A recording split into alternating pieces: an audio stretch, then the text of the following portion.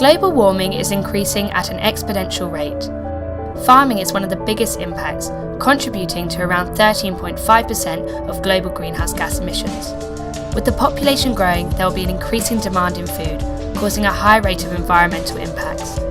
By 2050, the demand is looking to be 50% larger than at present. This causes a problem for both food production and the impact on the environment. But what can be done to stop this crisis? This is Aquaponics. Urban farming is a new idea about growing food for the city, in the city. Aquaponics is a new technique of urban farming that produces food from fish waste. Aquaponics essentially mixes aquaculture, which is fish farming, so that's where aqua comes from, with hydroponics. Now what we're doing is we're combining aquaculture with hydroponics, aquaponics. Hydroponics is about growing plants from water instead of soil. Aquaponics practices this system while using fish waste to supply the plants with nutrients. This in turn purifies the water for the fish, making the system a self-sufficient cycle. The Bristol Fish Project is one of the few facilities in the UK practicing this technique and have exciting developments for the new year, including plans for an eel farm. This is now the Biosecure, will be the Biosecure area. So we've got raceways here already. These are for eel production. We've got about 20,000 litres capacity, so very small in terms of commercial, but kind of ideal for teaching about this growing technique of aquaponics and what you can do with it. This is our holding for the eels that we do have already. They're going to be the first batch that go into the farm. So we've got about 500 eels in here, and they range in size from kind of this sort of size to, there's a couple of really big ones in there as well. This is already an aquaponics system, although it's quite basic, so this is kind of a nursery for us until we get the bigger farm up and running in here. The Bristol Fish Project are a community-based business and aim to use the facility for teaching and inspiring the public and potential businesses. We've got the classroom, we've got the commercial kitchen, so we want to grow aquaponics across the UK and for people to come here to see and learn and be able to apply it in their own areas. Grow Bristol is an example of a company who have set up their own business based from courses taught by Alice at the Bristol Fish Project. So they are an example of how this site can expand into the community wider.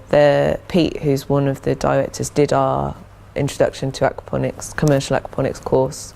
So they set up using the knowledge that they learned from our sort of sharing and experience and teaching. So Grow Bristol byline is smart urban farming for a better city.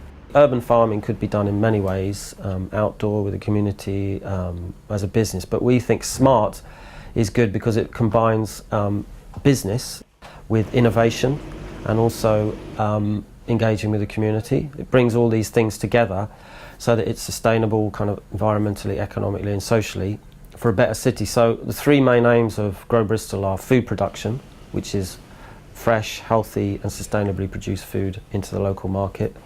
Engagement and education, which is getting specific groups like schools and young people here and go to them sometimes to talk about the food system, why we're growing food in the city. And third aim is creating opportunities. So at the moment we're on a small scale and we need to rely on volunteers and interns, but they come to us and they really enjoy what they do here and they also learn a lot.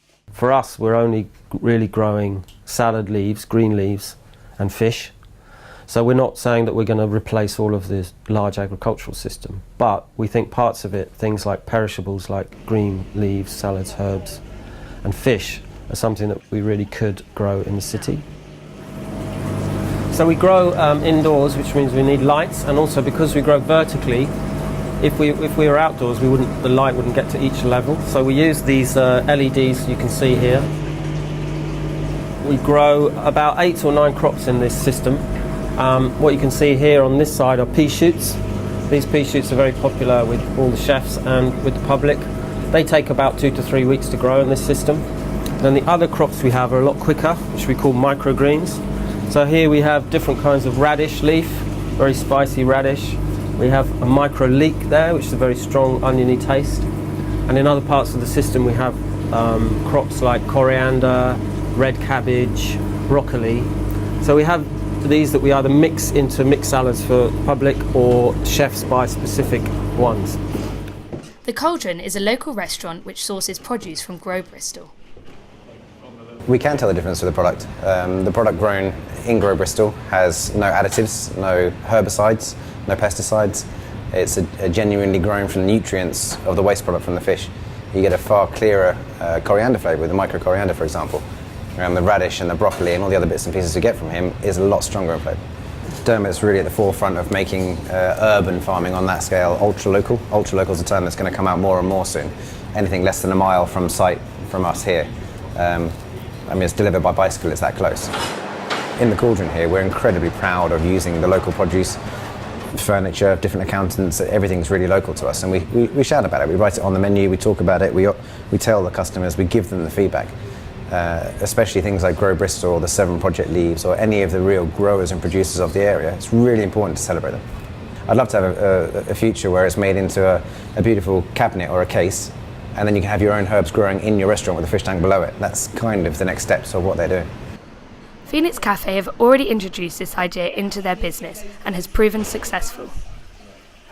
So Alice from the Bristol Fish Project had a studio upstairs above the cafe. So I started talking to her and she suggested maybe us having an aquaponics system in the cafe to feed the cafe. We already use waste food, so it was a good way to kind of incorporate that. There's loads of information, I just Googled a lot of it. So there's things like, the water levels and things like that we just need to check. So you can just literally Google any information and it comes up. So it's really, really easy. For us in the cafe, we found that growing vegetables and things like that, maintaining it was too much, managing both. So that's why we decided to go for herbs, because it's a lot more sustainable. They can kind of just grow themselves and they can look after themselves. It's mainly just looking after the fish and the water levels. For me in the cafe is more inspiring is to be able to kind of show how easy it is. If I can do it, anyone can do it. And it's more of a fun hobby for me to have to add on and stops things from being boring as well. So it's more kind of just a bit of a fun project rather than kind of being a massive project. Whilst aquaponics is in its early stages of development, we can all be more mindful on where we source our food and try and live life a little more sustainable.